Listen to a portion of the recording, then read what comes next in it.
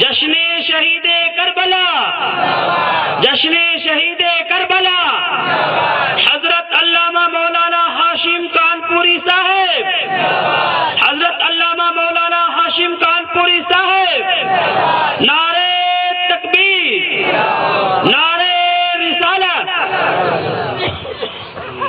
الحمدللہ الحمدللہ رب العالمین والعاقبۃ للمتقین والصلاۃ والسلام علی سلطان السلاطین سید الانبیاء والمرسلین محمد المختار وآلہ الاطہار واصحابہ الاخیار، اما بعد فاعوذ باللہ من الشیطان الرجیم، بسم اللہ الرحمن الرحیم۔ قل لا أسألكم عليه أجرا إلا المودة في القربى، صدق الله مولانا العظيم وصدق رسوله النبي الكريم، ونحن على ذلك لمن الشاهدين والشاكرين والحمد لله رب العالمين۔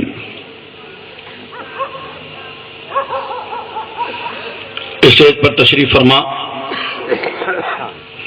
معزز علماء کرام، سندھا ودر اور اطراف سے چل کر تشریف لانے والے سامعین اور سامعات، السلام علیکم ورحمۃ اللہ وبرکاتہ۔ بارگاہ رسالت مآب صلی اللہ علیہ وسلم میں ہدیہ درود پیش کریں۔ اللہم صلی علی سیدنا مولانا محمد وعلی آل سیدنا مولانا محمد بارک وسلم، صلاۃ و سلام علیک یا رسول اللہ۔ ایک بار اور محبت سے اللہ رب محمد صلی اللہ علیہ وسلم، نانو عباد محمد صلی اللہ علیہ وسلم، صلاۃ و سلام علیک یا رسول اللہ۔ ایک بار پوری توجہ مدینہ طیبہ میں اور محبت سے نبی اور آل نبی کی بارگاہ میں، صلی اللہ علیہ نبی الامی وآلہ صلی اللہ تعالی علیہ وسلم، صلاۃ و سلام صلی اللہ علی النبی الامی وعلیہ صلی اللہ علیہ وسلم، صلاۃ و سلام علیک یا رسول اللہ۔ چند اشعار حاضر خدمت ہیں۔ عدم سے لائی ہے ہستی میں آرزوئے رسول، محبت سے بولو سبحان اللہ۔ عدم سے لائی ہے ہستی میں آرزوئے رسول، کہاں کہاں کہاں کہاں لیے پھرتی ہے جستجوئے رسول، کہاں کہاں لیے پھرتی ہے جستجوئے رسول، شگفتہ گلشن زہرا کا ہر گلے تر ہے، شگفتہ گلشن زہرا کا ہر گلے تر ہے، کسی میں ہے رنگ علی کسی میں بوئے رسول، سبحان اللہ سبحان اللہ۔ کسی میں ہے رنگ علی کسی میں بوئے رسول، آج جذبہ شوق صلی علی بلائیں لوں تیری، اے جذبہ شوق صلی علی، کہ آج دامن دل کھینچ رہا ہے کوئے رسول۔ عجب تماشا ہو میدان حشر میں بے دم، عجب تماشا ہو میدان حشر میں بے دم، کہ سب ہوں پیش خدا میں روبروئے رسول، کہ سب ہوں پیش خدا اور میں روبروئے رسول۔ محترم حضرات، ارشاد ربانی ہوتا ہے، قل لا اسألکم علیہ اجرا الا المودۃ فی القربى۔ اے پیارے رسول، آپ اعلان کر دیجئے ان انصار صحابہ سے کہ میرے صحابہ، میں تبلیغ رسالت پر اور ہدایت کی تبلیغ پر تم سے کسی اجرت کا مطالبہ نہیں کرتا مگر اپنے قرابت داروں کی محبت۔ پیغمبر صلی اللہ علیہ وسلم کے قرابت دار مولا علی شیر خدا، خاتون جنت سیدہ فاطمہ، امام حسن مجتبی، امام حسین کربلا، اللہ کے رسول صلی اللہ علیہ وسلم مکہ المکرمہ سے ہجرت فرما کر مدینہ المنورہ تشریف لے گئے۔ تو انصار صحابہ نے ایک پروگرام بنایا کہ پیغمبر کے ساتھ مہاجرین ہیں، سرکار ہجرت فرما کر آئے ہیں، مصارف بہت ہیں، تو اپنا مال جمع کیا اور سرکار کی بارگاہ میں آئے. کہا سرکار خدام آستانہ کے لیے نظر حاضر ہے، پیغمبر اس کو قبول فرما لے. جبریل آئے مکین سدرۃ المنتہا اور کہنے لگے پیغمبر آپ کا خدا فرما رہا ہے لا اسألکم، آپ ان سے کہیے میں تم سے کسی اجرت کا سوال نہیں کرتا مگر میرے قرابت داروں کی محبت کا سوال ہے. پیغمبر نے وہ مال واپس فرما دیا. حضرات آج ہم اپنے اجلاس میں خلیفۃ المسلمین امیر المومنین سیدنا مولا علی شیر خدا فاتح خیبر داماد پیغمبر علی حیدر اسد الدین امیر المومنین ختن الرسول زوج بطول سیدنا شیر خدا کا ذکر کریں گے. وہ علی کہ اگر بھارت کی دھرتی میں کسی مسلمان کو ٹھوکر لگ جائے تو یا علی کا لفظ بچا لے، گرتوں کو یا علی کا لفظ اٹھا دے، ڈوبتوں کو یا علی کا لفظ تیرا دے، غم کی ہچکیاں لینے والوں کو یا علی کا لفظ زندگی عطا کر دے. ہم بھارت جیسے ملک میں رہتے ہیں، جب ہمارے سامنے مصیبتیں آتی ہیں، مشکلیں آتی ہیں تو ہم کہتے ہیں مشکلوں سائیڈ ہو جاؤ ورنہ تم کو مشکل کشا کے حوالے کر دیں گے. اور جس علی نے در خیبر کو نہیں چھوڑا وہ تمہیں کیا چھوڑیں گے. حضرات مولا علی شیر خدا رضی اللہ تعالیٰ عنہ واقع فیل کے 30 سال بعد شہر مکہ میں پیدا ہوئے. قحط کا زمانہ تھا. والد گرامی ابو طالب نے بچپن ہی میں رحمت عالم صلی اللہ علیہ وسلم کے حوالے فرما دیا. گویا علی نے آنکھ کھولا تو مصطفیٰ کا جمال جہاں آرا دیکھا. سبحان اللہ سبحان اللہ. آپ کا نام علی ہے، کنیت ابو الحسن ہے. پوری کائنات میں بچوں میں سب سے پہلے مسلمان ہیں جنہوں نے 8 سال سے لے کر کے 10 سال تک کی عمر کے اندر اسلام کو قبول فرمایا. وہ مولا علی شیر خدا ہیں. خلفائے راشدین جن مقدس جماعت میں 3 صحابہ گزر چکے تھے، اپنے اپنے پیریڈ کو سنبھال کر پیغام اسلام قوم کے حوالے کر کے رسول اللہ صلی اللہ علیہ وسلم سے جو امانتیں ملی تھی اس امت تک پہنچا کر 35 ہجری کا زمانہ تھا کہ مولا علی شیر خدا خلیفہ چہارم مقرر کر دیے گئے.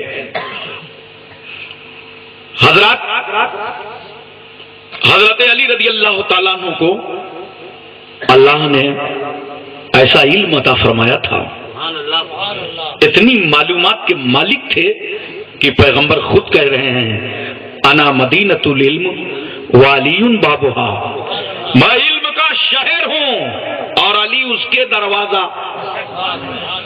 اچھا سندھاودر والوں ایک بات بتاؤ، دروازہ رکھنے کے لیے، دروازہ لگانے کے لیے بلڈنگ چاہیے. اما دروازہ میدان میں رکھو گے، دروازہ روڈ میں رکھو گے، دروازہ سڑک میں رہے گا؟ نہیں، اس کے لیے پورا مکان چاہیے تبھی دروازہ فٹ ہوگا. علی کہہ رہے ہیں کہ میں علم کا شہر، میرے مصطفیٰ کہتے ہیں میں علم کا شہر ہوں اور علی دروازہ. تو یا رسول اللہ آپ شہر ہیں، علی دروازہ ہے. علم کی بنیاد کیا ہے؟ علم کی دیوار کیا ہے؟ علم کی چھت کیا ہے؟ تو سنو، علم کی بنیاد کا نام سیدنا صدیق اکبر ہے اور علم کی دیوار کا نام حضرت فاروق اعظم ہے اور علم کی چھت کا نام حضرت عثمان غنی ہے اور اس بلڈنگ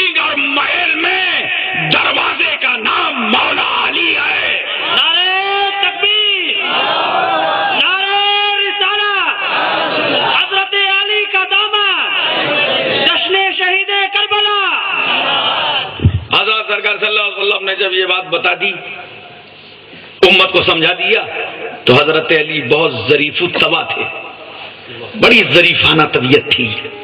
لوگوں سے کہنے لگے، مدینے میں پرچار کرنے لگے، کہا کچھ سنا ہے؟ جبریل آتے ہیں پیغمبر کی بارگاہ ایک بار اور علی کے پاس 2 بار.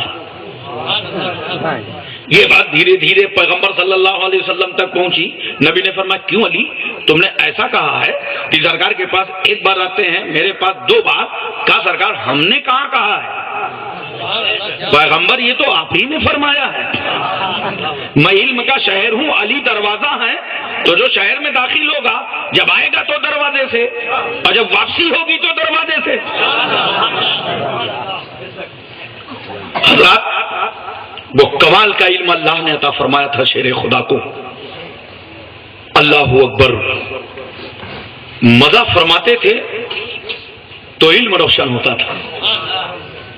حضرت صدیق اکبر رضی اللہ تعالیٰ عنہ، حضرت فاروق اعظم رضی اللہ تعالیٰ عنہ، دونوں صحابی ساتھ میں، حضرت علی بھی ساتھ میں چلے جا رہے ہیں. ایک صحابی نے کہا، اے علی، ہم دونوں صحابہ کے درمیان تو آپ ایسے لگ رہے ہیں جیسے قانون فی لنا، جیسے لفظ لنا میں نو کا نقطہ، ہمیں لنا لکھو تو جیسے لنا میں درمیان میں بیچ میں نو ہے، نون ہے، نقطہ ہے، آپ تو لنا کا نون معلوم ہوتے ہیں. علی کہتے ہیں سچ کہہ رہے ہیں، لنا کا نون ہٹاؤ تو بچے گا لام الف زبر لا. پتا چلا لا کا معنی عربی میں کچھ نہیں. علی ہیں تو سب کچھ ہے، ورنہ کچھ نہیں.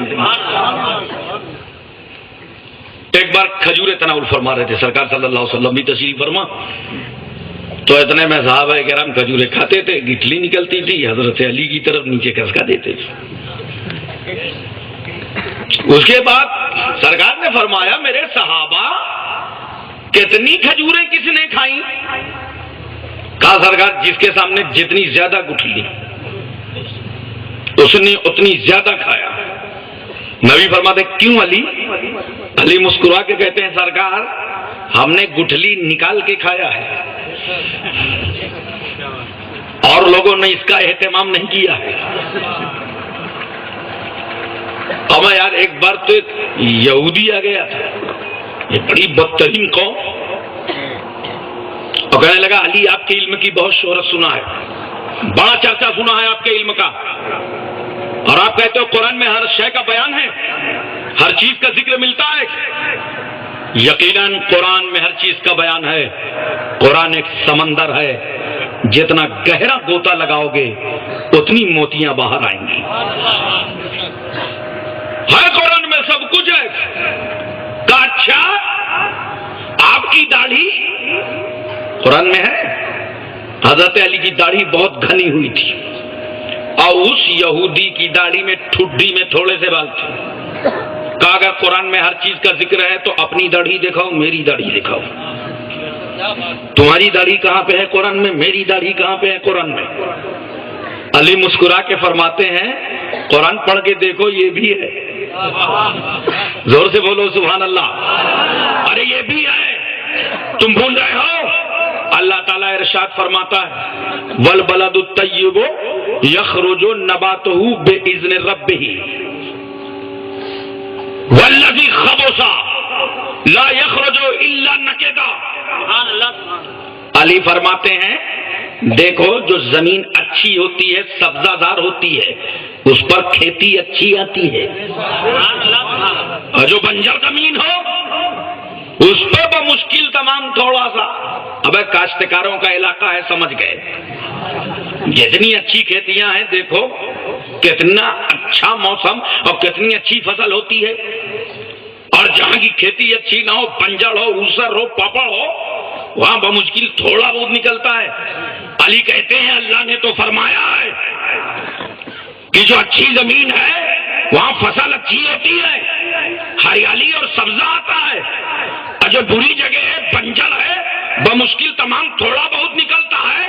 ارے نادان، میری داڑھی اچھی زمین ہے اور تیری داڑھی بنجر زمین ہے، اس لیے تھوڑا بہت نظر آ رہا ہے. یہاں ہریالی نظر آ رہی ہے۔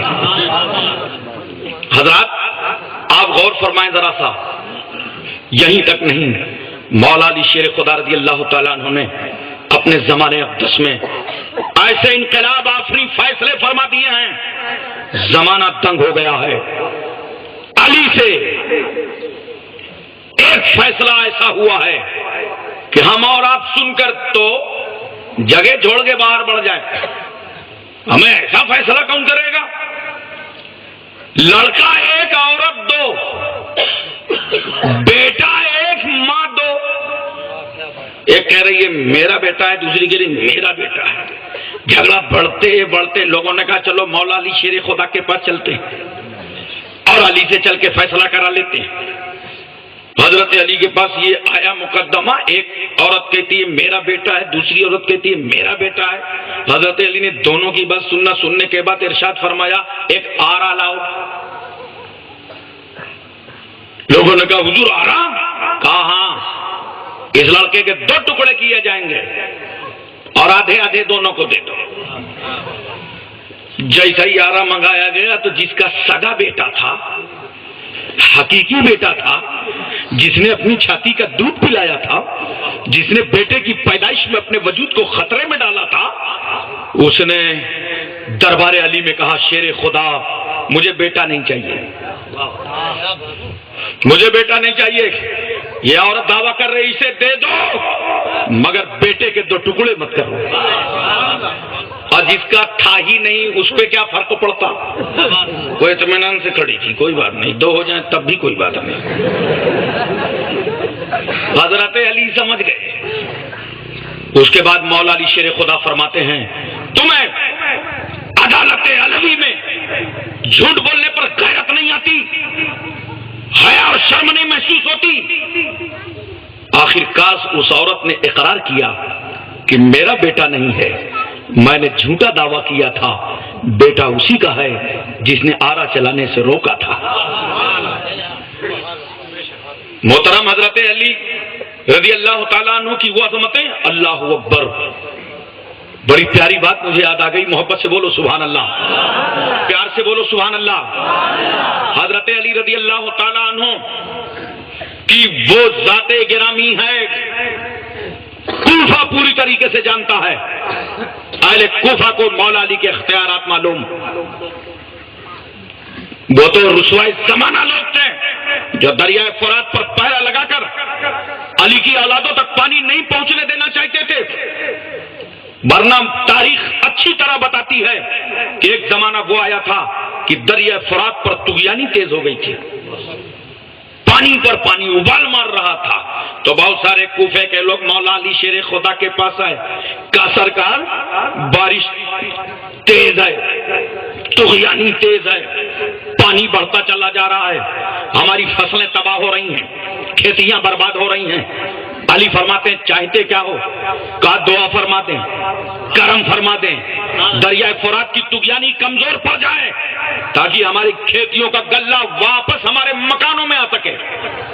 حضرت علی فرماتے ہیں لاؤ امامہ رسول اللہ کا، لاؤ جبہ رسول، زیب تن فرمایا، سوار ہوئے گھوڑے پر، لوگ پیچھے پیچھے چل رہے ہیں، لوگ ہی نہیں چل رہے تھے، شیر خدا کے ساتھ حضرت حسنین چل رہے تھے، دونوں بیٹے بھی ساتھ میں چل رہے ہیں۔ آئے دریائے فرات پر، سواری سے اترے، 2 رکعت نماز نفل ادا کی، نماز پڑھنے کے بعد آپ نے فرمایا کوفے والوں کیا چاہتے ہو؟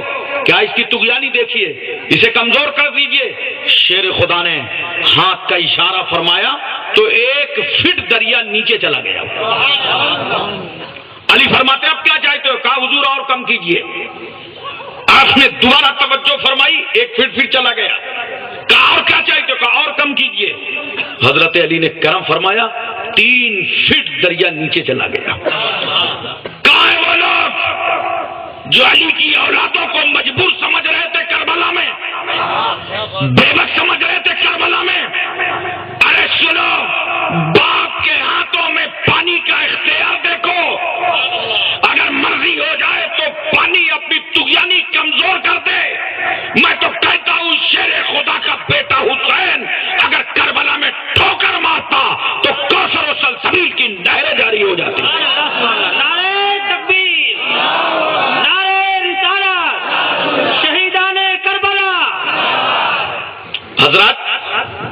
مولا علی رضی اللہ تعالیٰ عنہ سفر صفین سے واپس پلٹے تھے تو انہوں نے کیا دیکھا کہ ساتھیوں کو پیاس کی ضرورت ہے، پانی کی ضرورت ہے۔ سامنے ایک گرجا نظر آیا، قریب گئے، راہب باہر نکلا، آپ نے فرمایا یہاں آس پاس کہیں پانی کا انتظام ہے؟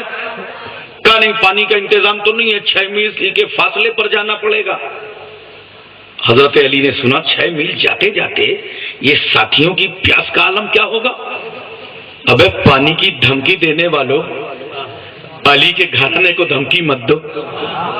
علی نے وہیں سواری موڑا، نیچے اترے اور ساتھیوں کو بلایا ادھر آؤ، یہ زمین سامنے نظر آئی، اسی کی کھدائی کرو۔ پڑ گئے، کدال چلنے لگے۔ جب کھودا گیا تو مٹی کے نیچے ایک پتھر نظر آیا۔ حضرت علی فرماتے ہیں اٹھاؤ اس پتھر کو۔ کون اٹھاتا؟ وہی اٹھا سکتا تھا جس نے در خیبر کو اپنے بازوؤں سے پھینکا۔ مولا علی شیر خدا نے آستین سمیٹا، انگلیاں کیا، یوں لیا اور لے کے پتھر کے نیچے انگلی ڈالا اور ایک ہی بار میں اٹھا کے کنارے رکھ دیا۔ پتھر نکالا علی نے تو لوگوں نے کیا دیکھا کہ پتھر کے نیچے پانی کا چشمہ جاری ہے۔ علی فرماتے ہیں پی لو جو جتنا پینا چاہے، لے لو ساتھ کے لیے جو جتنا لینا چاہے۔ اتنا ٹھنڈا اور میٹھا پانی تھا۔ اس کے بعد ضرورتیں پوری ہوئی، حضرت علی نے اس پتھر کو رکھا، کہا مٹی ڈال دو۔ راہب دیکھ رہا تھا یہ منظر، دوڑا دوڑا قریب آیا، کہا مولا علی شیر خدا آپ کون ہیں؟ آپ نبی ہیں کیا؟ حضرت علی فرماتے ہیں نہیں، میں نبی نہیں ہوں۔ تو کیا آپ فرشتے ہیں؟ کہا نہیں، میں فرشتہ بھی نہیں ہوں، میں داماد پیغمبر ہوں۔ راہب نے کہا ہاتھ بڑھائیے۔ علی نے ہاتھ بڑھا دیے، ہاتھ پر ہاتھ رکھا، کہا پڑھا دیجئے کلمہ اشہد لا الہ الا اللہ واشہد ان محمدا عبدہ ورسولہ۔ مشرف بھائی اسلام ہو گیا، کلمہ پڑھ لیا، مسلمان ہو گیا۔ علی نے پوچھا تو اسلام قبول کیوں کر رہا ہے؟ کہا ہماری کتابوں میں لکھا ہے کہ اس گرجا کو وہی فتح کرے گا، یا تو نبی ہوگا اور یا نبی کا داماد ہوگا۔ آج میں اپنی مراد کو پہنچ گیا ہوں۔ محترم سامعین کرام، آپ غور فرمائیں ذرا سا اور توجہ فرمائیں۔ شیر خدا رضی اللہ تعالیٰ عنہ کی وہ طاقت و قوت، وہ جواں مردی، وہ ہمت، وہ اسلام کے لیے قربانی، جس نے ایک بیٹے کو تیار کیا تو اس لال نے زہر پی کر دین بچایا، دوسرے بیٹے کو میدان کربلا میں اتارا تو اس بیٹے نے سر کٹا کے دین بچایا۔ میں آپ کو ایک بات عرض کر دوں، یہ مت سمجھنا کہ علی تھے تو بہت آج کل کے سلطان اور بادشاہوں کے مزاج میں رہتے رہے ہوں گے، نہیں، سلطانی میں فقیری تھی۔ اگر ضرورت پڑی ہے تو رضا الہی کے لیے مولا علی نے فاتح بھی کیے۔ 3 دن کا موقع ایک ایسا گزرا تھا کہ گھر میں کھانے کا انتظام نہیں تھا۔ امام حسن بھی ہیں، حسین بھی ہیں، فاطمہ بھی ہیں۔ حضرت علی آئے فاطمہ کے پاس، کہا فاطمہ کوئی انتظام نہیں ہے؟ کہا میرے شوہر کہ میری چادر لے لو اور جاؤ اسے مارکیٹ میں بیچ آؤ تاکہ کھانے پینے کا انتظام ہو سکے۔ حضرت علی نے خاتون جنت کی چادر لیا اور 6 درہم میں اسے بیچا، گھر واپس پلٹ آئے۔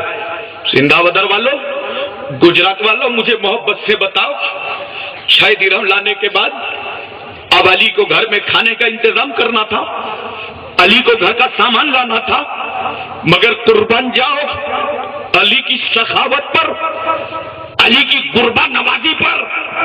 کیوں وقت کے تقاضے کہہ رہے تھے اپنے گھر کا سامان لاؤ، مگر رسول کی رحمت کہہ رہی تھی علی اپنا خیال بعد میں کرنا، پہلے پڑوسیوں کو دیکھ لینا، پہلے محلے داروں کو دیکھ لینا۔ حضرت علی رضی اللہ تعالیٰ عنہ نے وہ 6 درہم محلے کے غریبوں پہ تقسیم فرما دیے۔ باہر نکل کے آئے تو حضرت علی کیا دیکھتے ہیں کہ ایک شخص چلا رہا ہے، اونٹنی کی لگام پکڑے ہے اور علی کے قریب آ کر کے ٹھہرا اور علی سے کہتا ہے آپ اونٹنی خریدیں گے؟ حضرت علی فرماتے ہیں تجارت کی بات کرتے ہو، گھر میں ابھی کھانے کا صحیح انتظام نہیں ہے، ہم کس طرح سودا اس اونٹنی کا کریں؟ آنے والا کہتا ہے شیر خدا اگر خریدنا چاہتے ہو تو ادھار لے لو۔ حضرت علی فرماتے ہیں کتنے میں بیچو گے؟ کا 100 درہم میں، ہندوستانی ترجمہ کرو تو 100 روپیہ میں۔ علی نے اونٹنی کی لگام پکڑا، چل پڑے۔ ابھی علی کے چند قدم پڑے تھے کہ ادھر سے ایک آنے والا آ گیا، آ کے علی سے کہتا ہے علی اونٹنی بیچیں گے؟ علی فرماتے ہیں ہاں بیچنے ہی کے لیے تو خرید کے لایا ہوں۔ کتنے میں لائے ہیں؟ توجہ کیجئے، کتنے میں لائے ہیں؟ حضرت علی فرماتے ہیں 100 درہم میں۔ اس نے کہا 100 میں لائے ہیں، ہم 160 میں خریدیں گے۔ ہم لوگ ہوتے تو کتنے حساب سے کام لیتے اور کہتے ہماری خرید 450 ہے، مگر چونکہ آپ اپنے پرانے پرچت مل گئے تو جائیے 400 دے دیجئے۔ علی فرماتے ہیں 100 روپے میں لایا ہوں۔ اس نے کہا 160 میں خریدوں گا۔ حضرات نفع کھاتے ہیں لوگ، بہت سارے اس تصور میں ہے اتنا نفع کھاؤ جیسے دال میں نمک، کچھ کہتے ہیں نہیں ایسا مت کھاؤ، اتنا کھاؤ جیسے نمک میں دال۔ لیکن میں نفع کا شرعی طریقہ آپ کو بتا دوں، شریعت نے نفع کا کوئی وزن طے نہیں کیا، کوئی مقدار نہیں بتائی۔ 2 باتیں بتائی ہیں، نہ جھوٹ بولو نہ مال کا عیب چھپاؤ، جتنا نفع مل جائے سب جائز ہے تمہارے لیے، مگر جھوٹ بول کے مت بیچنا اور اس کا عیب مت چھپانا۔ حضرت علی رضی اللہ تعالیٰ نے 160 روپیہ لیا، اونٹنی اس کے حوالے کر دیا، وہ نکل پڑا۔ ابھی کچھ دور واپس آئے تھے تو پہلا والا شخص پھر مل گیا، کہا علی اونٹنی کیا ہوئی؟ کہا وہ تو بیچ دیا۔ کتنے میں؟ کہا 160 درہم میں۔ ہم لوگ یہاں پہ بھی بلیک میل کرتے ہیں، اپنے کسٹمر کو صحیح ریٹ نہیں بتاتے، اب کہتے ہیں یار بڑا گھاٹا آیا ہے، تھوڑا ریٹ صحیح کر کے دیا کرو، مگر علی کیا فرماتے ہیں 160 میں بیچ کر کے آیا ہوں۔ محبت سے بولو سبحان اللہ۔ اس نے کہا فاتنی حق کی، تو ہمارے 100 روپیہ واپس کیجئے۔ حضرت علی نے اس کے 100 درہم واپس کیا اور 60 درہم اپنے ہاتھ پر رکھا، لے کر کے پہنچے خاتون جنت سیدہ فاطمہ کے پاس، فصبھا بین یدیہا، اور وہ 60 درہم فاطمہ کے قدموں میں ڈال دیا۔ فاطمہ فرماتی ہے میرے سرتاج میرے شوہر گھر سے گئے تھے، روپیہ تھا نہیں، پیسہ تھا نہیں، مال تھا نہیں، کچھ تھا نہیں، آخر یہ 60 درہم کہاں سے لائے؟ کالا علی، علی کہتے ہیں فاطمہ تاجر تو مان لا بستت درہم، میں نے اللہ تبارک و تعالیٰ سے 6 درہم کے بدلے میں تجارت کر لیا۔ ارے تمہاری چادر بیچ کے میں نے اللہ کی راہ میں 6 درہم تقسیم کیے غریبوں پر، تو اللہ نے مجھے 60 درہم عطا فرما دیا۔ ہمیں بولو ایک اللہ کی راہ میں خرچ کرو تو 10 ملتا ہے، علی نے 6 خرچ کیا تو 60 درہم نفع میں مل گئے۔ یہ سارا واقعہ دھیرے دھیرے پیغمبر صلی اللہ علیہ وسلم تک پہنچا تو پیغمبر نے فرمایا علی آج تم نے اونٹنی خریدا تھا؟ ہاں یا رسول اللہ۔ آج اونٹنی بیچا بھی تھا؟ ہاں یا رسول اللہ۔ 60 روپے نفع بھی ہوئے؟ ہاں یا رسول اللہ۔ مگر علی ایک بات بتاؤ، اونٹنی خریدنے والا کون تھا؟ اونٹنی بیچنے والا کون تھا؟ علی خاموش، علی چپ، علی ساکت، علی کا سکوت بتا رہا تھا اونٹنی خریدنا بیچنا علی کا کام تھا، غیب کی بات بتانا نبی کا کام ہے، چھپی بات بتانا مصطفیٰ کا کام ہے۔ اے رسول ہمیں نہیں معلوم کون خریدنے والا تھا کون بیچنے والا تھا۔ نبی فرماتے ہیں البایو جبریل، جس نے تمہارے ہاں تو اونٹنی بیچا تھا وہ جبریل تھے، والمشتری میکائیل، اور جس نے اونٹنی خریدا تھا وہ حضرت میکائیل تھے۔ اے علی ایسی نعمتیں عطا فرمائی جو تمہارے علاوہ کسی کو عطا نہیں فرمایا. اے علی لکا سہرون ہوا سید المرسلین, تم کو ایسے سسر عطا ہوئے جو تمام رسولوں کے سردار بن کر آئے ہیں. اے علی تمہیں اللہ نے ایسی بیوی عطا فرمائی جو جنت میں تمام عورتوں کی سیدہ فاطمہ ہے. اے علی تمہیں اللہ نے ایسے بیٹے حسنین عطا فرمائے جو جنت میں تمام نوجوانوں کے سردار ہیں. علی جب اتنی نعمتیں پا چکے تو اللہ کی شکر گزاری کرو, اللہ کا شکر بجا لاؤ, اللہ کا شکریہ ادا کرو. محترم سامعین کرام, ہم ایک بات آپ سے پوچھنا چاہتے ہیں, بڑے پیار اور محبت سے ہمیں سمجھانے کی کوشش کیجئے. شیر خدا کی وہ سیرت طیبہ ہے کہ اگر آج ہم اس پر عمل کرنے لگیں تو ہماری زندگیوں میں نکھار پیدا ہو جائے گا, ہماری زندگیوں میں نور ہی نور نظر آئے گا. مولا علی شیر خدا نے 4 سال 8 مہینے سے زائد امور خلافت انجام دیے ہیں, اور وہ وقت قریب آیا تھا جب شیر خدا رضی اللہ تعالی عنہ فجر کی نماز پڑھانے جا رہے تھے مسجد نبوی شریف. تو مولا علی کا مزاج گرامی تھا, جب جاتے تھے نماز کے لیے تو آواز دیتے تھے لوگوں کو, لوگوں چلو عبادت کے لیے, اٹھو نماز کے لیے, کھولو آنکھیں چلو نماز کے لیے. حضرات گلیوں میں آواز دے کے مسجد لے جانا سنت علوی ہے. یہ بیداری تمہارے اندر کب آئے گی؟ نوجوانوں نماز کی طرف رغبت کرو, کمیٹیاں بناؤ, محلے میں احباب کو تیار کرو, اور نماز پنجگانہ میں اپنی مسجدوں کو بھر دو. تم اگر سندھا ودر میں سجدہ کرو گے تو یہ نظر کے نیچے سجدہ ہوگا. ارے تم تو اس حسین کو مانتے ہو جس نے کربلا میں خنجر کے نیچے سجدہ کیا. نعرے تکبیر, نعرے رسالت, علامہ مولانا ہاشم کانپوری صاحب. حضرات مولا علی شیر خدا رضی اللہ تعالیٰ عنہ تشریف لے جا رہے ہیں نماز کے لیے. ابن ملجم نامی شخص نے پیچھے سے آپ پر وار کر دیا, اور یہ ایسا اہم وار تھا کہ تاب نہ لا سکے مولا علی شیر خدا. 21 رمضان المبارک کو آپ کی شہادت ہو گئی. باختلاف تاریخ شہادت میں بعض نے 19 لکھا ہے, بعض نے 21 لکھا ہے. 2-3 دن زخم کی حالت میں آپ کے گزرے, شہادت کا جام نوش فرما لیا. میں کہنا چاہتا ہوں اور آپ کو بتانا چاہتا ہوں, بڑے پیار سے سمجھانا چاہتا ہوں, علی نماز کے لیے جا رہے تھے. نماز کے لیے علی کا سفر تھا. شہادت ہو گئی.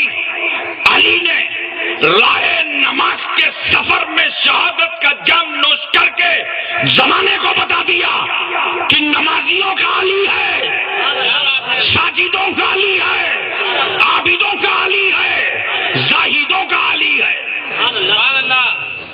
محترم حضرات آپ غور فرمائیے ذرا سا, ورنہ اگر علی سجدے میں ہوتے تو یہ وہی علی ہیں. پیر میں کیل لگ گئی تھی, اور جب لوگ چاہتے تھے کہ نکالیں تو علی کو بہت تکلیف محسوس ہوتی تھی. لوگوں نے کہا ٹھہرو یار, ابھی مت نکالنا, بڑا آسان ہے کیل نکالنا. جب علی سجدے میں ہو تو نکال لینا, اس لیے کہ خدا کی محبت میں اس قدر گم ہو جائیں گے کہ کیل نکالنے کی تکلیف کا احساس بھی نہ ہوگا. حضرات مولا علی شیر خدا کی نماز جنازہ حضرت امام حسن مجتبی نے پڑھایا ہے, اور آپ کی عمر مبارک بھی 63 سال کی ہے. حضرت شیر خدا کے بعد حسن مجتبی خلیفہ مقرر ہوئے. یہ ہم آئندہ اجلاس میں بیان جاری رکھیں گے, لیکن اس موقع پہ ہم بتانا چاہتے ہیں کہ یاد کرو سماج میں جتنا ذکر علی کا اور فاطمہ کا ہوگا اتنا ہی ہمارے گھروں میں نکھار پیدا ہوگا. ہمارے گھروں میں چلنے پھرنے اٹھنے بیٹھنے سونے جاگنے کا طور و طریقہ ملتا نظر آئے گا. حضرت فاطمہ ایک روایت میں ہے کہ سرکار صلی اللہ علیہ وسلم کی عمر مبارک 35 سال کی تھی جب ان کی ولادت طیبہ ہوئی. ایک میں یہ ہے کہ اعلان نبوت سے پہلے وہ پیدا ہوئی. نام فاطمہ ہے، لقب زہرا بطول ہے. محبت سے بولو سبحان اللہ. حضور صلی اللہ علیہ وسلم کی سب سے چھوٹی بیٹی ہیں اور سب سے لاڈلی ہیں، سب سے پیاری ہیں. اور تاریخ کے ولادت اور وصال کے اختلاف کو مد نظر رکھتے ہوئے جب حضرت فاطمہ کی پوری عمر مبارک پر آپ غور کریں تو بہت زیادہ عمر 30 سال جائے گی، ورنہ 28 سال. 30 اور 28 سال کی عمر کیا ہوتی ہے؟ اس کم عمری میں رسول اللہ کی اس بیٹی نے تقویٰ کرنے کا ڈھنگ دیا عورتوں کو، سجدوں کا طریقہ دیا عورتوں کو، اولاد کو راہ خدا میں قربان کرنے کا جذبہ دیا ماں بہنوں کو. کتنی عزت ماں ہے رسول کی بیٹی، کتنی رفت ماں ہے رسول کی بیٹی، کتنی عصمت ماں ہے رسول کی بیٹی، کتنی تقدس ماں ہے رسول کی بیٹی. عمر 18 سال ہے، ایک روایت میں ہے کہ 15.5 سال ہے. پیغمبر صلی اللہ علیہ وسلم نے اپنی بیٹی فاطمہ کے نکاح کا ارادہ فرمایا. حضرت علی کے ساتھ رشتہ مکمل ہوا. اللہ کے رسول صلی اللہ علیہ وسلم نے نکاح پڑھا دیا علی کے ساتھ. میں تم سے پوچھنا چاہتا ہوں، سماج میں آج ہمارے گھروں بھی نکاح ہوتے ہیں، باراتیں نکلتی ہیں، کس قدر ناچ ڈانس باجا گاجا کے ساتھ ہم لہو لعاب کرتے ہوئے باراتوں میں نکلتے ہیں اور دھوکہ دیتے ہیں. کارڈ چھپوایا تو لکھ دیا قال النبی صلی اللہ علیہ وسلم النکاح من سنتی فمن رغب عن سنتی فلیس منی. سرکار فرماتے ہیں نکاح میری سنت ہے اور جس نے نکاح سے اعراض کیا وہ مجھ میں سے نہیں. لوگوں کو دعوت دے کے بلاتے ہو کہ ہم نبی کی سنت ادا کرنے جا رہے ہیں اور سارے کام شادی کے موقع پر اپنے دروازوں میں نبی کی سنت کے خلاف کرتے ہو، شریعت میں مذاق اڑاتے ہو. توبہ کرو ان گناہوں سے، باز رہو ان گناہوں سے. پہلے تو شروع میں 25 سال پہلے نکاح کی جب تقریب ہوتی تھی تو بزرگ لوگ بیٹھا لیے جاتے تھے، نکاح ہوتا تھا، دعائیں ہوتی تھی. مگر اب تو مشکل تمام میں بزرگوں کو جگہ اسٹیج پہ ملتی ہے، نوجوان لڑکے دھکے مار مار کے بازو کر دیتے ہیں. ہٹو ابھی ہم نے فوٹو نہیں کھنچوایا ہے، اتنی جلدی چلے آ رہے ہو. اور ہم قاضی صاحب کو کیا بتاویں، چاہے دن بھر دھکے کھائیں 51 ہاتھ سے نہ جائیں. ہم تو کہتے ہیں اسے نکاحوں کا بائیکاٹ کرو تاکہ قوم کو سمجھ میں آ جائے کہ ہم نے شریعت کے خلاف قدم اٹھایا تھا. تو جب ہمارے دروازے سے ایک نائب رسول ناراض ہو کے چلا گیا تو رسول کیسے راضی ہوں گے؟ آج نکاح میں کیا لذتیں ہیں، شادیوں کے بعدی ہنگامے اور ڈرامے، اختلافات، جھگڑے چالو. کیونکہ اچھی محفلوں میں نکاح نہیں ہوتا. یاد کرو وہ نکاح جس کے پڑھانے والے نبی تھے اور پڑھنے والے مولا علی تھے. میرے پیغمبر صلی اللہ علیہ وسلم نے نکاح پڑھانے کے بعد ارشاد فرمایا، بیٹی ہم نے تمہارا نکاح علی کے ساتھ 400 چاندی کے مسکال میں کر دیا ہے. خاتون جنت فرماتی ہیں سرکار علی منظور ہیں مگر یہ مہر منظور نہیں ہے. اتنے میں خدا کی رحمت مسکرا پڑی. میرے محبوب بتا دو اپنی بیٹی فاطمہ کو، اللہ نے تمہارا مہر جنت اور اس کی نعمتوں کو بنا دیا. فاطمہ کہتی ہیں سرکار علی منظور مگر یہ مہر بھی منظور نہیں ہے. سرکار نے فرمایا بیٹی اب تم خود بتاؤ مہر کیا ہونا چاہیے، تم چاہتی کیا ہو، تمہاری مرضی کیا ہے، تم کتنے پہ راضی ہو. خاتون جنت سیدہ فاطمہ فرماتی ہیں یا رسول اللہ میں رات رات بھر دیکھتی ہوں آپ امت کے غم میں رویا کرتے ہیں، آنکھوں میں آنسو آ جاتے ہیں، سجدے میں سر ہوتا ہے، پیروں میں ورم آ جاتا ہے. امت کے لیے رونا گریہ بیداری کرنا، مغفرت امت کے لیے اس طرح دعائیں کرنا آپ کی بیٹی فاطمہ سے برداشت نہیں ہوتا، دیکھا نہیں جاتا. اس لیے میرے پیغمبر فاطمہ کی مرضی یہ ہے کہ میرا مہر اس امت کی بخشش کو بنا دیا جائے، اس امت کی شفاعت کو بنا دیا جائے.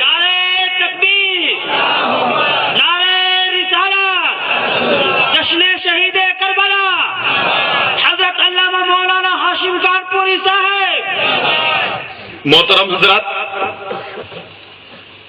سرکار صلی اللہ علیہ وسلم نے علی کی زوجیت میں بیٹی کو دے دیا۔ ایک لمحہ کی میں آپ کی توجہ چاہتا ہوں، بولو ذہن حاضر ہے نا؟ جہیز کیا دیا تھا رحمت عالم صلی اللہ علیہ وسلم نے؟ ایک بان کی چارپائی، ایک چمڑے کا گدا جس کے اندر روئی کے بجائے کھجور کے پتے، ایک چھاگل، ایک مشق، 2 چکیاں، 2 مٹی کے گھڑے۔ یہ وہ مختصر سا جہیز مخدومہ کائنات سیدہ فاطمہ کا تھا، رسول کی بیٹی کا تھا۔ گجرات والوں یہ مت سمجھنا کہ میرے پیغمبر کے پاس مال نہیں تھا۔ حدیث قدسی ہے، کنت کنزم مخفیہ، اللہ فرماتا ہے میں تو چھپا ہوا خزانہ تھا، جب چاہا میں نے کہ میں ظاہر ہوں تو محبوب آپ کو جلوہ گر کر دیا۔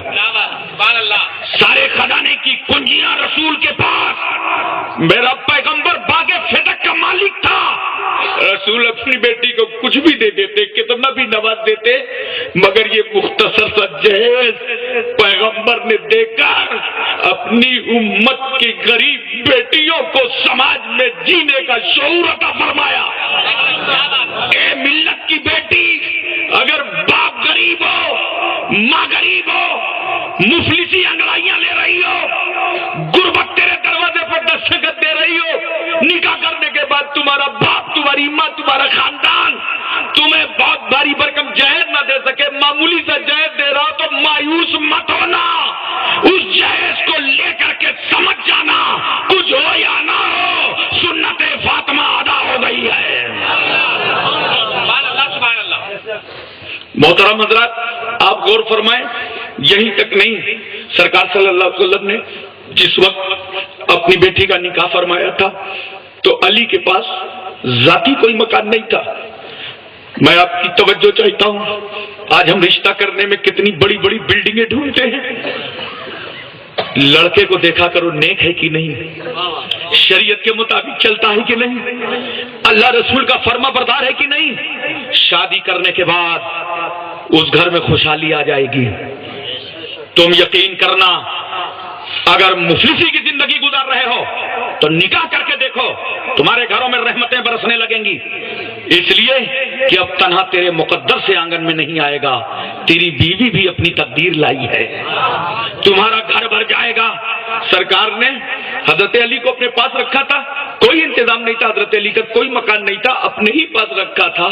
نکاح ہو گیا بیٹی کے ساتھ، رخصتی کا وقت آیا، مکان کی ضرورت محسوس ہوئی، ایک انصاری صحابی ہیں، پیغمبر صلی اللہ علیہ وسلم کی بارگاہ میں حاضر ہوئے، کہا میرے سرکار اگر آپ اجازت دے دیں تو میں مولا علی کے لیے ایک مکان کا انتظام کر دوں، مدینے میں ایک میرا مکان خالی پڑا ہے، سرکار اگر آپ اجازت دے دیں تو علی کے لیے مکان میں حاضر کر دوں۔ پیغمبر نے کہا ٹھیک ہے، اجازت ہے۔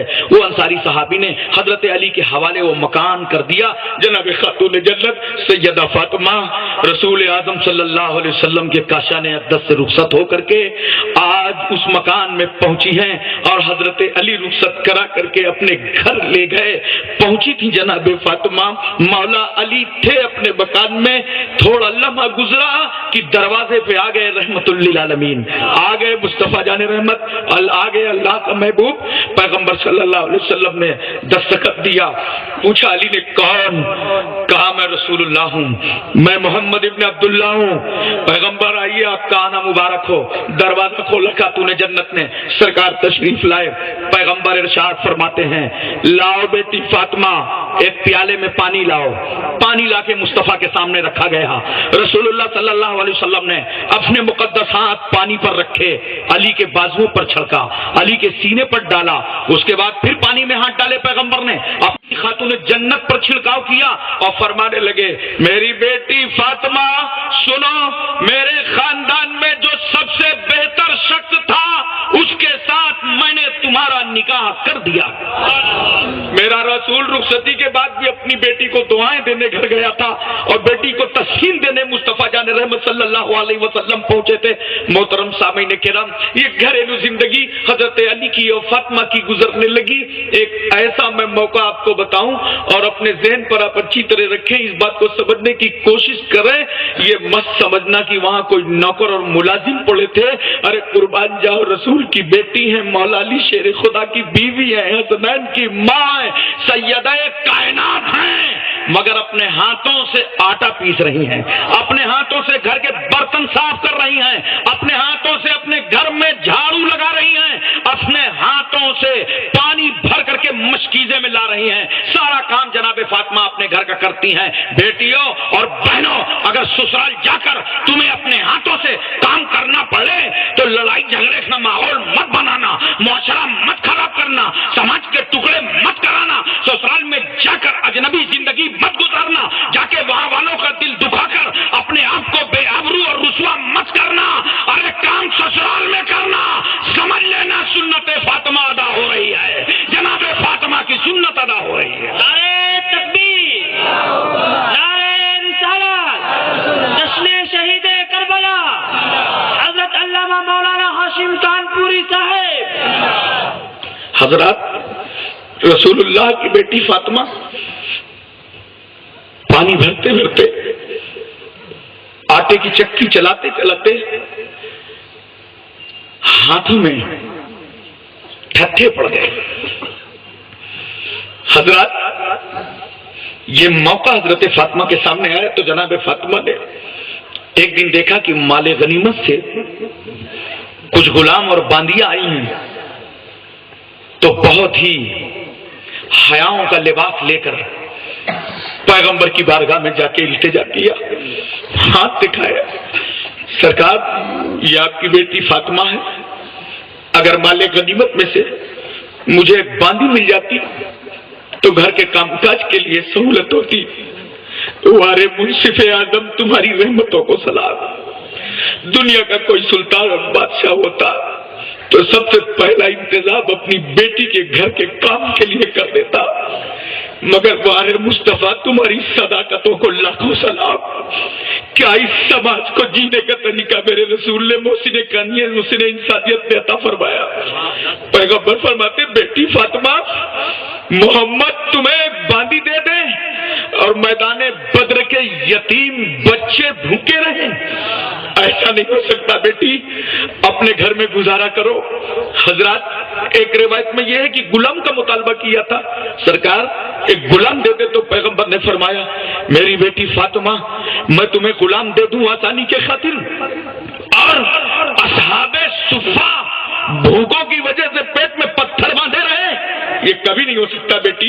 मेरा रसूल अपनी बेटी के साथ कितना है सलूक और क्या इंसानियत और आदमियत के तौर तरीके पर कितना बड़ा इंसाफ अता फरमा रहा है, ताकि उम्मत की कहीं दिल शिकनी न होने पाए, समाज से कोई दिल टूटने न पाए। मेरा पैगंबर इस तरह हुकूक अपनी बेटी को अता फरमा रहा है।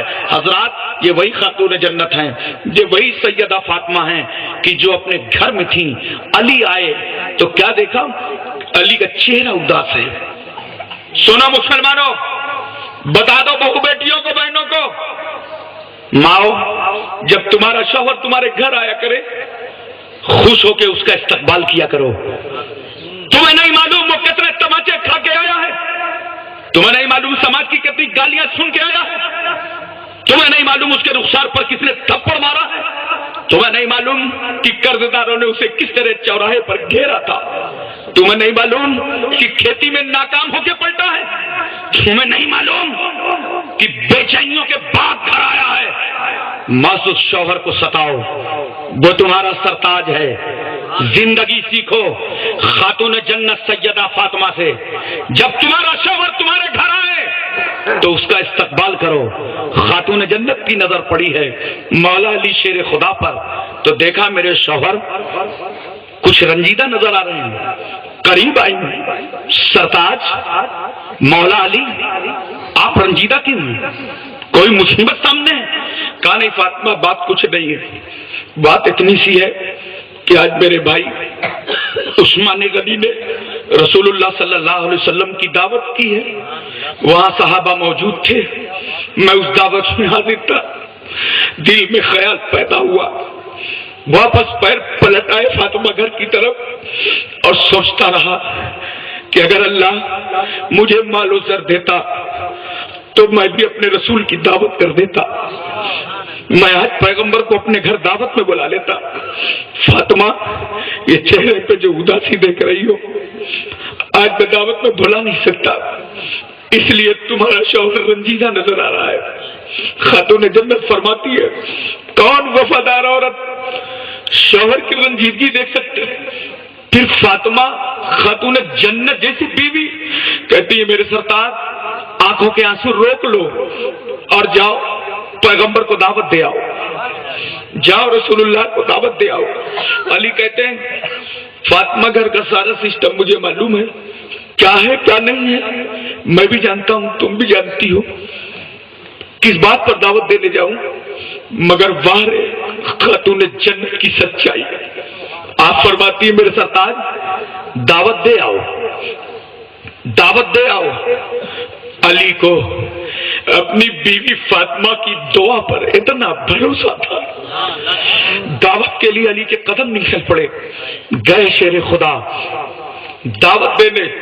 ادھر خاتون جنت سیدہ فاطمہ نے وضو کیا، شکرانے کی نماز ادا کی، مصلی بچھا دیا، دعا کے لیے ہاتھ اٹھا دیے، پروردگار عالم ہماری لاج رکھنے والا تو ہی ہے، اے اللہ ہمارے گھر میں کیا ہے کیا نہیں ہے، علی بذات الصدور تو سب جانتا ہے، دل کی دھڑکنوں کو جاننے والے خدا تجھے سب معلوم ہے، ہمارے یہاں کیا انتظام ہے کیا نہیں۔ مولا اپنے محبوب کی بیٹی کے اٹھے ہوئے ہاتھوں کی لاج رکھ، اے اللہ پروردگارا تیرے محبوب کو دعوت دینا فاطمہ کا کام تھا، انتظام فرما دینا تیرا کام ہے۔ میرے مالک ہمارے آرزوؤں کی تکمیل کر دے، ہماری تمنائیں مکمل کر دے، ہماری التجاؤں کو پورا کر دے۔ فاطمہ کے ہاتھ تھے، اٹھے تھے خدا کی بارگاہ میں، ابھی یہ ہاتھ سمٹ بھی نہ پائے تھے کہ مکین سدرۃ المنتہا جبریل امین کو حکم ہو رہا ہے جبریل جاؤ جنت سے کھانا لے لو اور فاطمہ کے گھر دے آؤ۔ آج رسول کی بیٹی فاطمہ نے رسول کی دعوت کا اہتمام کیا ہے، مکین سدرۃ المنتہا پرواز کر کے آئے، جنتی کھانا لے کر فاطمہ کے گھر رکھا، حضرت فاطمہ نے اہتمام سے کھانا رکھ لیا، خوش ہو گئیں۔ خدا کمزوروں کی کس طرح تو سنتا ہے، اے اللہ ہر بے بسی کی آواز میں کتنا دم ہوتا ہے، میرے مالک تو نے آبرو بچائی، تیرا لاکھ لاکھ شکر اور احسان۔ حضرت علی واپس آئی پلٹ کے، پوچھ رہے ہیں فاطمہ یہ بتاؤ کچھ کھانے پینے کا انتظام ہوا ہے، کچھ انتظام ہو سکا ہے؟ فاطمہ کہتی ہیں میرے شوہر انتظام تو اللہ نے مکمل فرما دیا ہے، کہا اتنی جلدی انتظام ہو گیا، چلو میں تمہیں کھانا دکھاتی ہوں۔ لے گئی حضرت فاطمہ، چادر پلٹا تو جنت کی بو آ رہی ہے، مہک رہا ہے پورا گھر جنتی کھانے سے۔ علی خوش ہو گئے، کہا فاطمہ جا رہا ہوں بلانے، جا رہا ہوں رسول کی بارگاہ میں، لگاؤ دسترخوان۔ علی نکلے، جیسے ہی علی نکلے صحابہ کی نظر پڑی، کہا سرکار علی آ رہے ہیں، پیغمبر علی آ رہے ہیں، ابھی تو دعوت دینے آئے تھے، یہ اتنی جلدی بلانے کیوں آ رہے ہیں؟ سرکار فرماتے ہیں پکانا پڑتا تو کچھ دیر بھی لگتی، وہاں تو پکا پکایا آیا ہوا ہے۔ سرکار کی بارگاہ میں گزارش کیا، مولا علی نے، سرکار اور صحابہ تشریف لائے، دسترخوان لگ گیا، پیغمبر نے تناول فرمایا، صحابہ موجود ہیں، لیکن دوستو فاطمہ کی نظر جہاں آمد رسول اور مہمانوں کی آمد پر ہے، وہیں بار بار اس خیال میں ہیں اب دیکھوں اپنے شوہر کا چہرہ، اب دیکھوں میں اپنے شوہر کی صورت، میرا شوہر راضی ہو گیا کہ نہیں، علی خوش ہو گئے کہ نہیں۔ علی کی رنجیدگی کا خاتمہ ہوا کہ نہیں؟ مگر فاطمہ نے جب دیکھا ہے تو کیا دیکھتی ہیں کہ علی کی آنکھ میں ابھی بھی غمگینی کے آثار نظر آ رہے ہیں، چہرہ مرجھایا ہے۔ پوچھ رہی ہیں میرے شوہر نامدار، دعوت کا مسئلہ تھا، دعوت تو ہو گئی، اب چہرے پہ مسکراہٹ کیوں نہیں آتی؟ علی کہتے ہیں فاطمہ، حضرت عثمان غنی نے صرف دعوت ہی تھوڑی کیا ہے، اللہ کے رسول صلی اللہ علیہ وسلم کے گھر سے لے کر عثمان غنی کے گھر تک جتنے پیغمبر کے قدم پڑے تھے، ہر قدم کے صدقے میں ایک ایک غلام بھی آزاد کیا ہے۔ ہم نے دعوت کا انتظام کر لیا، اگر اللہ مال و زر دیتا، پیسہ روپیہ دیتا، تو آج حضرت عثمان غنی کے گھر سے لے کر فاطمہ ہمارے گھر تک پیغمبر کے جتنے قدم میں پاک پڑے تھے، ہر قدم کے صدقے میں ہم ایک ایک غلام آزاد کرتے۔ فاطمہ کہتی ہیں مایوسیوں کو چھوڑ دو، چہرے سے نا امیدی ہٹا دو، شیر خدا بجھا دیا حضرت فاطمہ نے مصلی، دعا کے لیے ہاتھ اٹھا دیا، اے اللہ پروردگار مالک و مولا، حضرت عثمان غنی نے رسول اللہ صلی اللہ علیہ وسلم کے گھر سے لے کر اپنے گھر تک ہر پیغمبر کے قدم کے صدقے میں ایک ایک غلام آزاد کیا ہے۔ مولا ہمارے پاس اتنا مال نہیں ہے کہ تیرے محبوب کے قدموں پر ہم غلام آزاد کر سکیں، لیکن اے اللہ تیرے حبیب تیرے محبوب کی بیٹی فاطمہ دعا کر رہی ہے، اس دعا کو قبول کر لے میرے مولا۔ ایک ایک ہزار گنہگار امتیوں کو جہنم سے نکال کر کے جنت میں ڈال دے۔ رسول کے قدم عثمان غنی کے گھر سے لے کر جتنے ہمارے گھر تک پڑے ہیں، ہر قدم کے صدقے اتنے اتنے گنہگاروں کو جنتی بنا دے۔ محترم حضرات توجہ کیجیے ذرا سا، بولو ذہن حاضر ہے نا؟ آپ سمجھ رہے ہیں؟ میں عرض کرنا چاہتا ہوں کیسا گھرانہ ہے؟ صابروں کا گھرانہ ہے، شاکروں کا گھرانہ ہے، جنہوں نے پیٹ میں پتھر باندھ کر دوسروں کا پیٹ بھرا ہو، بھوکے رہ کر جنہوں نے غریبوں کو، یتیموں کو، لاوارثوں کو، اسیروں کو، قیدیوں کو کھانا کھلایا ہو۔ حضرات سیکھو تھوڑا سا مولا علی شیر خدا سے، سیکھو سیدہ فاطمہ سے، تمہارا سماج بہت اچھا چلے گا، تمہارا گھر بہت اچھا چلے گا، تمہاری سوسائٹی بہت عمدہ چلے گی، خاندان سمیار بہت اچھا چلے گا اگر تمہارے دل و دماغ پر خاتون جنت کی سیرت طیبہ ہوگی تو گھر میں تمہارے نور ہی نور نظر آئے گا۔ حضرات امام حسن اور حسین ہیں، طبیعت خراب ہو گئی، سرکار فرماتے ہیں صحابہ سے چلو حسنین کی طبیعت خراب ہے، عیادت کے لیے چلنا ہے، وہ تو اپنی بیماری میں مبتلا ہے، وہ کیا کھائے گا؟ جو تم نے پھل فروٹ لے گئے، بیمار کو کچھ نہ مل سکا، مگر تیمارداری کرنے والے، بیمار کو دیکھنے جانے والے، تیرے لیے اتنا بڑا فائدہ ہے کہ جب تک تو بیمار کے پاس بیٹھا رہے گا تو 70,000 فرشتے تیرے سر پر سائے رحمت کیے رہیں گے۔ جایا کرو مزاج کرسی کے لیے، پیغمبر چلے ہیں، عیادت کرنا نبی کی سنت ہے، صحابہ ساتھ میں ہیں، گھر آ گئے، حسنین کو دیکھا رسول اللہ نے، طبیعت ناساز ہے، پیغمبر تشریف فرما ہے۔ ایک صحابی نے مشورہ دیا حضرت علی کو، ایسا کیجیے روزے رکھنے کی نظر مانگ لیجیے کہ اللہ حسنین کو شفا عطا فرمائے تو ہم روزہ رکھیں گے۔ حضرت علی نے روزہ مانگا، اے اللہ حسنین کو شفا دے دے ہم روزہ رکھیں گے۔ فضا کنیز تھی، کہا اللہ حسنین کو شفا دے دے ہم بھی 3 روزہ رکھیں گے۔ علی نے کہا اے اللہ میرے بیٹوں کو شفا دے دے ہم بھی 3 روزہ رکھیں گے۔ آج سن لو مسلمانوں، بڑے پیار سے بتاؤں، جب تمہارے سامنے مشکلیں آئیں، مصیبتیں آئیں، دشواریاں آئیں، پریشانیوں سے تم گزر رہے ہو، بیماریوں سے دوچار ہو رہے ہو، تو سنو نفل نمازوں کی نظر مانگا کرو، روزے کی نظر مانگا کرو، اے اللہ ہماری یہ مصیبت ٹل جائے گی، ہمارا یہ کام ہو جائے گا تو ہم روزے رکھیں گے، مولا ہم نمازیں پڑھیں گے، انشاءاللہ تمہاری منت پوری ہوتی نظر آئے گی۔ علی نے مانگا ہے یہ نظر، فاطمہ نے مانگا ہے، حسنین کو اللہ نے شفا عطا فرما دی۔ شفا ہونے کے بعد اب روزہ رکھنے کا پروگرام بنا تو اللہ اکبر، روزہ تو رکھیں لیکن افطار کا کوئی انتظام نہیں تھا، روزہ رکھ لیا گیا۔ حضرت علی روزہ رکھے ہیں، فاطمہ روزہ رکھے ہیں، فضا روزہ رکھے ہیں، افطار کا کوئی انتظام نہیں. علی گئے اور اجرت میں تھوڑی سی جو لے کر کے آئے. کہا فاطمہ اتنی جو ہے اس کے 3 حصے کر لو، 3 دن کا روزہ ہے، افطار میں یہ کام آئے گی. 1 حصے بنا کر روٹی تیار کر دی گئی، دسترخوان لگا دیا گیا. رسول اللہ کے گھر والے دسترخوان پر بیٹھے ہیں، انتظار میں ہیں. مدینے کا مؤذن آواز دے، اذان دے تو روزہ افطار کریں. لیکن جیسے ہی افطار کا ٹائم آیا ایک سائل دروازے پہ آ گیا اور کھڑا ہو کے کہتا ہے اے اہل بیت رسول اللہ، میں ایک مسکین ہوں، بھوکا ہوں، کھانا چاہیے. اللہ اکبر. جس کا گھر روزہ ہو، سامنے افطار کے لیے جو کی روٹیاں ہو. علی نے روٹیاں اٹھائی، کہا ہم پانی پہ افطار کر لیں گے مگر ہم اہل بیت رسول ہیں، اپنے دروازے سے کسی مسکین کو خالی واپس نہ جانے دیں گے. حضرات دوسرا دن آیا. آپ جانتے ہیں اس پورے واقعے کو قرآن پاک نے نقل فرمایا ہے. اللہ اکبر.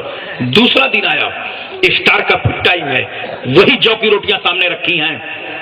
ایک سائل آتا ہے اور کہتا ہے رسول اللہ کے گھر والوں، میں یتیم ہوں، بھوکا ہوں، کھانا چاہیے. علی نے اٹھایا روٹی، یتیموں کے حوالے کر دیا، پانی پر افطار کر لیا. تیسرا دن آیا، پھر جو کی روٹیاں سامنے رکھی گئیں. افطار کا وقت آیا، آواز آئی دروازے سے اے اہل بیت رسول، میں اسیر ہوں، بھوکا ہوں، کھانا چاہیے. حضرت علی نے دسترخوان سے روٹیاں اٹھایا، اس اسیر کے حوالے کر دیا. 3 دن گزر گئے پانی پر افطار کرتے کرتے. 3 دن کی روٹیاں مسکین یتیم اسیر کے حوالے کر دی گئی. میں اسی لیے تو کہنا چاہتا ہوں، کہے وہ لوگ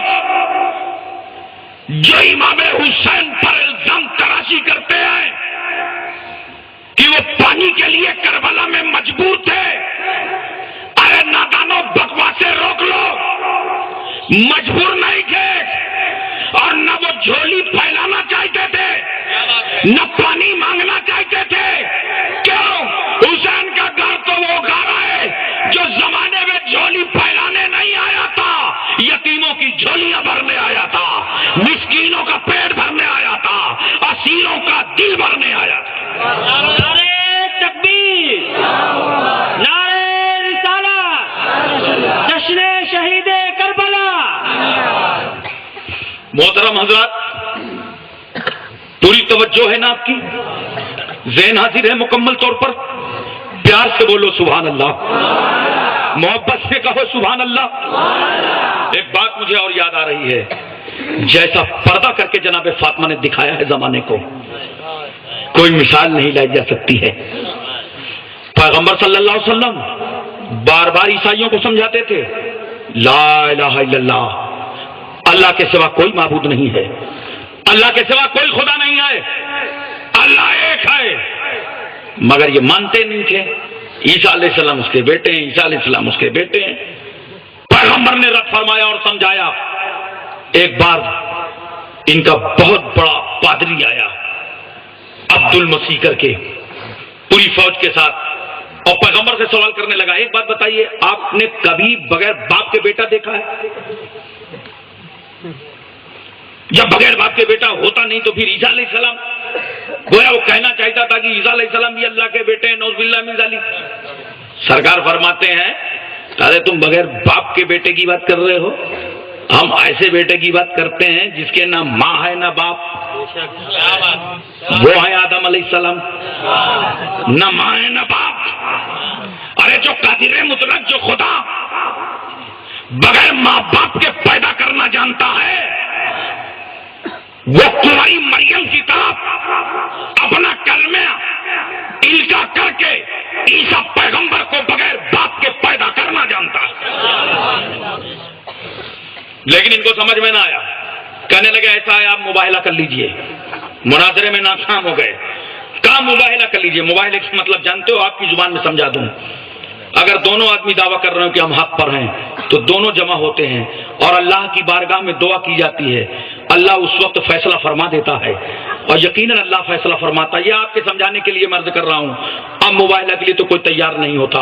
اس لیے کہ اہل سنت والجماعت تو بدعقیدوں کو بار بار کہتے ہیں مباہلہ کر لو، مگر یہ مناظرے ہی کے لیے نہیں تیار ہوتے تو مباہلے کے لیے کیسے تیار ہوں گے؟ آپ غور فرمائیے ذرا سا اور اپنے دل و دماغ میں اس بات کو اچھی طریقے سے اتاریے. مباہلہ ہوگا. قرآن نے بھی بڑے پیارے انداز میں اعلان کیا، اے محبوب ان سے کہہ دو کہ اپنی عورتوں کو لے کے آویں، اپنے بیٹوں کو لے کر آویں، اپنے آپ کو لے کر کے آویں. مصطفیٰ یہ کریں آپ سے مباہلہ؟ پیارے حبیب یہ کریں آپ سے مباہلہ؟ پیغمبر صلی اللہ علیہ وسلم تیاری فرما رہے ہیں. عیسائی آئے، کہا ہمیں کل بھر کا موقع دیجیے، کل ہم آپ کو اطلاع کرنے آئیں گے مباہلہ ہونا ہے یا نہیں. پیغمبر تیار. انتظار ہے ان پادریوں کا، انتظار ہے ان عیسائیوں کا. تو جانتے ہو اللہ کے رسول نے کیا کیا؟ محبت سے بولو سبحان اللہ. پیغمبر کھڑے ہوئے، گود میں لیا امام حسین کو، ہاتھ پکڑایا امام حسن کو، اور نبی کے پیچھے فاطمہ اور فاطمہ کے پیچھے علی. اور نبی فرما رہے ہیں میرے گھر والوں جب میں دعا کروں تو تم سب آمین کہنا، تم سب آمین کہنا. نبی یہ منظر دکھا رہے تھے. اتنے میں عیسائیوں کو وفد آیا، گھبرا گیا دیکھ کر. کہا محمد عربی ہم مباہلہ نہیں کریں گے، یہ ہم سے غلطی ہو گئی تھی، ہم واپس جا رہے ہیں. واپس گیا. کہیں کیا وہ تم لوگ مباہلہ کر کے نہیں آئے؟ کارے بے وقوفو، ہم محمد کے ساتھ ایسی شکلیں دیکھ رہے تھے، ایسی صورتیں دیکھ رہے تھے کہ خدا کی قسم اگر محمد عربی دعا کرتے وہ سب آمین کہتے تو اللہ پہاڑ کو اپنی جگہ سے ٹال دیتا. دعاؤں میں وہ اثر ہوتا. تمہیں معلوم نہیں ہے پیغمبر صلی اللہ علیہ وسلم نے ارشاد فرمایا کہ آج عذاب کے فرشتے آ چکے تھے. اگر میں دعا کر دیتا اور فاطمہ تم آمین کہہ دیتی، حسین تم آمین کہہ دیتے، حسن تم آمین کہہ دیتے، علی تم آمین کہہ دیتے، تو سال نہ لگتا پوری دنیا سے پوری عیسائی برادری کا خاتمہ ہو جاتا. حضرات ذرا سا توجہ فرمائیے اور اپنے دل و دماغ میں یہ بات کو اتاریے. میں ایک بات آپ کو بتانا چاہتا تھا. یہ سفر انوکھا دیکھو. قرآن نے کہا تھا آپ ان سے کہیے کہ اپنے بیٹوں کو لائیں، تو سرکار بیٹے لے رہے ہیں. ان سے کہیے عورتوں کو لائیں، تو بیٹی فاطمہ کو لے رہے ہیں. ان سے کہیے یہ بھی آویں، تو سرکار خود اور علی کو لے کے ساتھ میں جا رہے ہیں. میں ایک بات پوچھتا ہوں، یہ کتنی مقدس ہستیاں تھیں؟ یہی تو پنجتن پاک ہیں، یہی مبارک جسم ہے، یہی مبارک وجود ہے. اور میرے پیغمبر نے جب پوری عیسائیت کے لیے مباہلے کی دعوت قبول کی تھی تو سرکار نے عالم اسلام سے، پوری کائنات سے، پوری دنیا سے جن برگزیدہ شخصیتوں کو اپنے ساتھ چنا تھا وہ فاطمہ تھی، علی تھے، حسن تھے، حسین تھے. حضرات اور انداز سفر دیکھا آپ نے فاطمہ کا؟ پہلے نبی کا قدم پڑتا ہے تو نبی زمین پر قدم رکھتے ہیں، زمین پہ پردہ نبی کے قدم کا. فاطمہ نے رکھا نبی کے قدم پر قدم، زمین کے پردہ، زمین فاطمہ کے قدم اور تیرے درمیان نبی کے قدم کا پردہ ہے.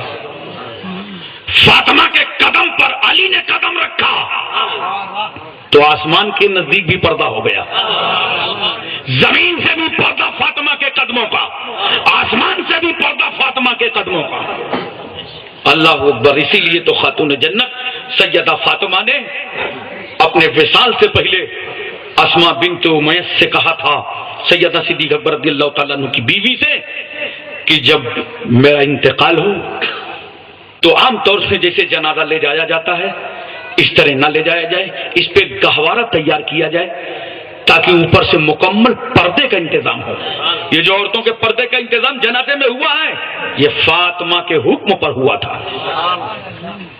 گویا جنازہ بند کر کے جاتا ہے مگر پھر بھی فاطمہ کو یہ گوارا نہیں تھا کہ کسی کی انگلی اڑ جائے کہ رسول کی بیٹی کا جنازہ جا رہا ہے, پیغمبر کی لاڈلی کا جنازہ جا رہا ہے, گہوارے میں اسے لے کر کے جاؤ. حضرات سرکار صلی اللہ علیہ وسلم کے ظاہری طور پر وصال فرمانے کے ٹھیک 6 مہینے کے بعد خاتون جنت سیدہ فاطمہ کا وصال ہوا, اور نبی کے وصال فرمانے کے بعد کسی نے فاطمہ کو مسکراتے نہیں دیکھا, ہنستے نہیں دیکھا. 6 مہینے کے بعد آپ کا وصال ہو گیا. میرے پیغمبر کی وہ بات پوری ہوئی, وہ ہو کے رہی جو تمہارے منہ سے نکلی تھی. پیغمبر نے کہا تھا میری بیٹی سب سے پہلے تم اہل بیت میں سے میری ملاقات کرو گی. 6 مہینے گزرے ہیں پیغمبر کے وصال فرمائے ہوئے, آج پہلے ہی فاطمہ جا کے رسول سے ملاقات فرما رہی ہے. حضرت فاطمہ رضی اللہ تعالیٰ عنہا کا مزار اقدس جنت البقیع میں ہے. اور میں عرض کر دوں ایک بات, حضرت فاطمہ کے 3 بیٹے تھے, 3 بیٹیاں تھیں, حضرت حسن, حضرت حسین, حضرت محسن, حضرت رقیہ, حضرت زینب, حضرت ام کلثوم. تو حضرت محسن اور رقیہ کا انتقال بچپن ہی میں ہو گیا تھا. حضرت رہتی دنیا تک پیغمبر کے نسب اور نسل کا سلسلہ فاطمہ سے چلتا رہے گا. یہ معجزہ ہے میرے پیغمبر کا. دنیا میں سب کی نسلیں باپ سے چلتی ہیں, یہاں رسول کی اولاد کا سسٹم رسول کی بیٹی سے چل رہا ہے, خاتون جنت سے چل رہا ہے, سیدہ فاطمہ سے چل رہا ہے. محترم حضرات, آج ہمیں اور آپ کو چاہیے بیٹیوں, بہنوں, ماؤں, بھائیوں, نوجوانوں, بوڑھوں, اگر تم سماج میں اچھی زندگی گزارنا چاہتے ہو, اگر تم شادیوں کی لذت چاہتے ہو, عقد کا پیار چاہتے ہو, عقد مشمول سے مالا مال ہو کر گھریلو زندگی اچھی گزارنا چاہتے ہو, تو میرے بھائی تیرا فرض ہے کہ تو مولا علی شیر خدا کا غلام بن جا, اور اے میری بہن تو سیدہ فاطمہ کی کنیز بن جاؤ. سماج میں رہ کر بہنوں, بیٹیوں, ماؤں, بمبئی کی اداکاروں کو نہ دیکھو, جناب فاطمہ کے کرداروں کو دیکھو, ام کلثوم کی زندگی دیکھو, زینب کا نقش قدم دیکھو. وما توفیقی الا باللہ. السلام علیکم ورحمۃ اللہ وبرکاتہ.